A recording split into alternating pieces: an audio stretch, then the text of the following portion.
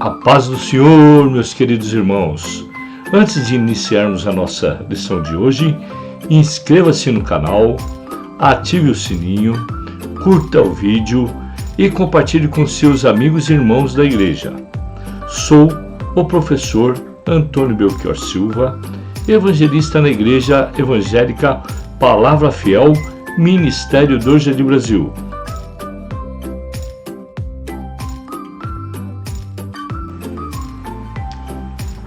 A paz do Senhor, meus queridos irmãos. Hoje veremos uma importante lição que tem como título: O pecado sob a perspectiva do Deus que é santo. Texto principal: E, passado o luto, enviou Davi e a recolheu em casa. Ele foi por mulher e ela lhe deu um filho. Porém, essa coisa que Davi fez pareceu mal aos olhos do Senhor. 2 Samuel, capítulo 11, versículo 27. O resumo da nossa lição traz que, enquanto Davi via o pecado com algo que poderia ser escondido, Deus demonstra que o pecado é algo sério e que deve ser tratado com firmeza. Os objetivos de cada tópico da nossa lição: o primeiro é de explicar o pecado sob a perspectiva humana, apresentar o pecado sob a perspectiva divina, e o terceiro, compreender que o julgamento de Deus sobre o pecado é imparcial e misericordioso. O texto bíblico consta de 2 Samuel, capítulo 12, e os versículos de 1 a 9, que diz, que é o Senhor, e o Senhor enviou a Natã e a Davi, e, entretanto, ele a Davi disse-lhe: havia uma cidade, 2 homens, um rico e o outro pobre. O rico tinha muitíssimas ovelhas e vacas, mas o pobre não tinha coisa alguma, senão uma pequena cordeira que comprara e criara.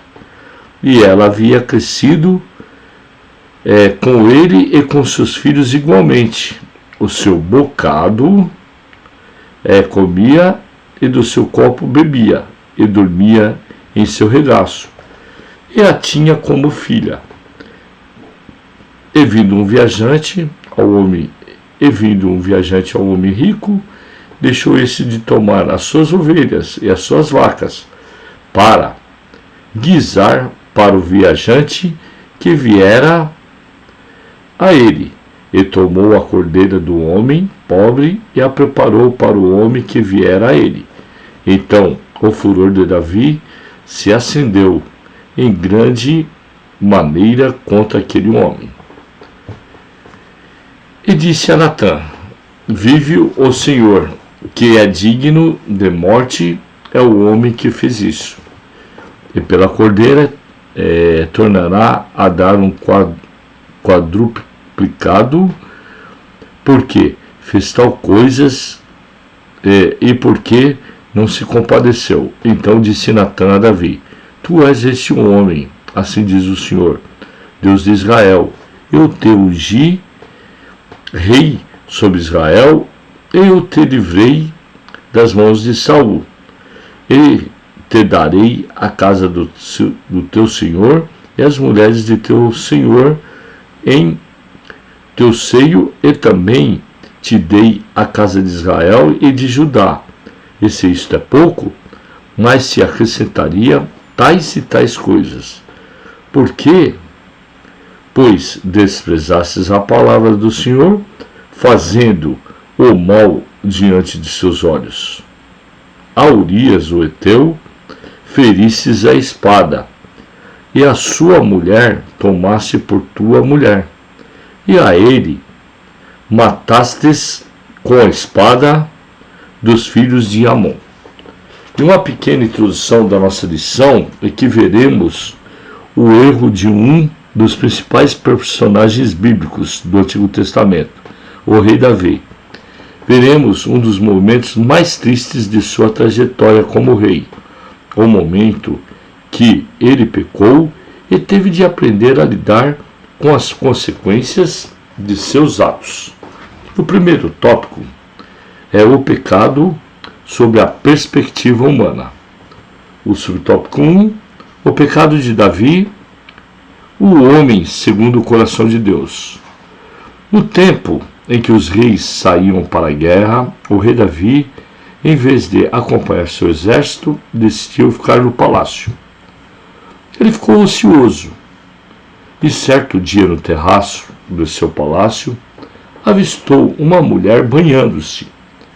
Então ele perguntou a respeito dela e recebeu a informação de que se tratava de Betseba, filha de Eliã, neta de Aitófel, principal conselheiro do rei e principalmente esposa de Urias, o heteu. Portanto, tratava-se de uma mulher casada e não lhe era lícito possuí-la, mesmo ele sendo rei. Davi, não satisfeito com as mulheres que tinham à sua disposição, esposas e concubinas, mandou chamar Betseba e cometeu um grave pecado. Betseba ficou grávida e mandou informar a Davi. O pecado do rei foi deliberado. Ele começou com a ociosidade, depois um olhar lascivo e imprudente, um planejamento para o ato, enfim, o adultério consumado. Segundo subtópico, o cuidado com aquilo que parece inofensivo. Pequenas alterações éticas e morais podem passar desapercebidas por um cristão que não esteja atento às mudanças sociais do nosso tempo. Na atualidade, as pessoas tendem a relativizar o certo e o errado, e o pecado deixa de ser uma transgressão. A princípio, o pecado pode parecer um pequeno detalhe. Contudo, se não for identificado logo no início, pode terminar com uma consumação e o afastamento da presença de Deus, como ocorreu com Davi. 3. Os planos de Davi para encobrir o seu pecado. Depois de receber a notícia da gravidez de Betseba, Davi se vê encurralado pela situação. Aquele breve momento de prazer, resultado da falta de controle sobre seus desejos, agora estava enviando a conta. Para encobrir o seu erro, o rei planejou um novo pecado. Davi pediu ao general do exército, Joabe, que mandasse Urias para falar com ele.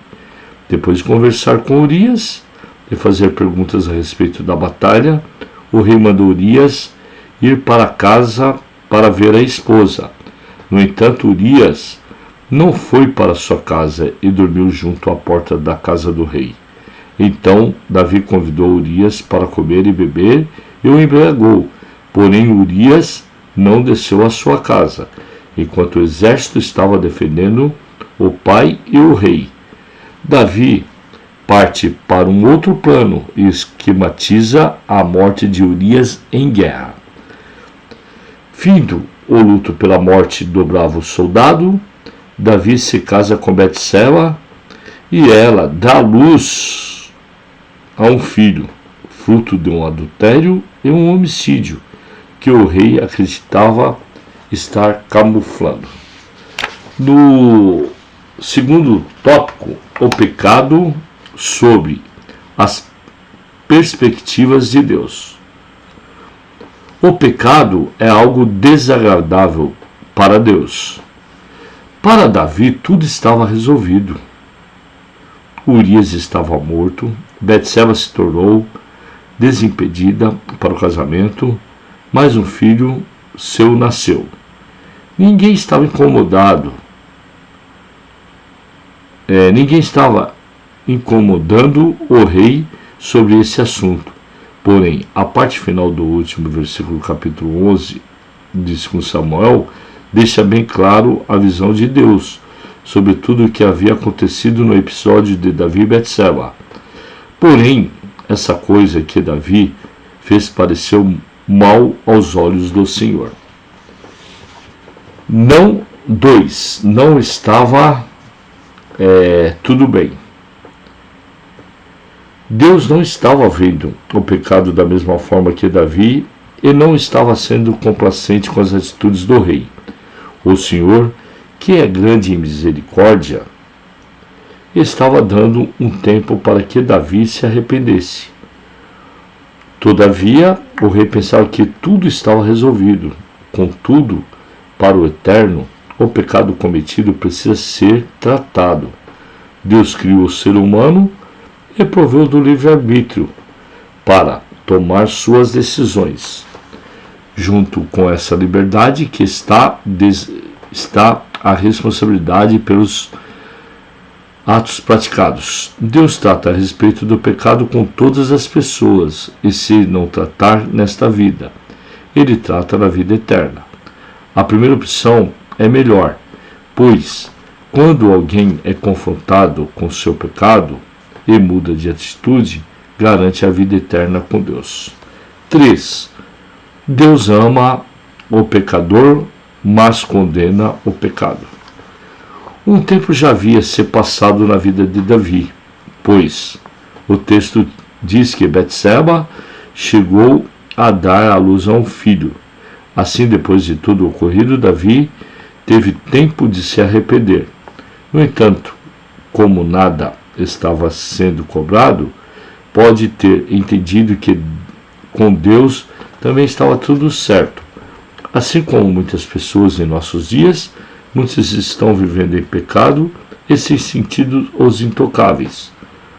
Todavia, no seu tempo, Deus confrontou o pecado de Davi por meio do profeta Natã. O profeta é enviado até o rei para lhe contar a história de um homem pobre que tinha apenas uma linda cordeirinha, e de outro um homem rico que possuía muitas ovelhas, mas que cobiçou e tomou a cordeirinha do homem pobre. Davi ouve Natã e diz que o homem rico merecia morrer. Então Natã diz ao rei: Tu é esse homem. 2 Samuel, capítulo 12, versículos de 1 a 7. Davi é desmascarado pelo Senhor. No terceiro tópico, o julgamento do pecado sob a perspectiva humana e a misericórdia divina.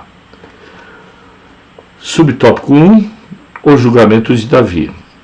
Quando o profeta apresenta a história do homem rico e do homem pobre, o rei reage instantaneamente e o furor de Davi se acendeu em grande maneira contra aquele homem. Ele não precisou pensar muito para dar seu veredito. Vive o Senhor, que é digno de morte, e é o homem que fez isso. E pela cordeira tornará a dar o quadruplicado, porém fez tal coisa e porque não se compadeceu.